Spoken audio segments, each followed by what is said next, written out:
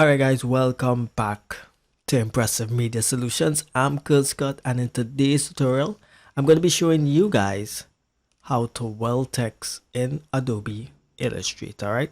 Alright, so if you're doing a lot of heat press printing or designing, this would definitely be for you guys. Right now, what we have here is some text, right? And if we were to reveal the outline of this text, we would definitely see we would have some problem when it's time to cut this, whether it be for vinyl or any other stuff, and get a nice clean print, right? Because if we look at this section here, we would see an overlap, and definitely what the vinyl cutter will do is cut the M as a separate item and the P as a separate item. So we do need to fix this issue, right?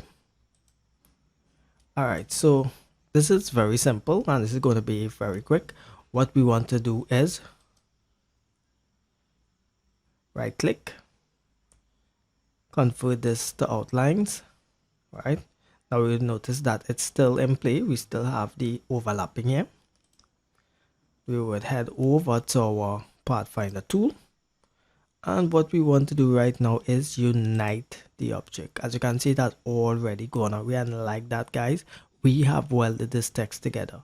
So what this means is that when it does cut, it will continue on and not create, this little nip inside here, and the inconsistency. So there'll be one welded item, right? So if we convert this over now, so we can definitely see the change has happened as compared from here to here, guys. Alright guys, and that's it for our lesson today, welding text in Adobe Illustrator. I'm Cricut, and thank you for watching.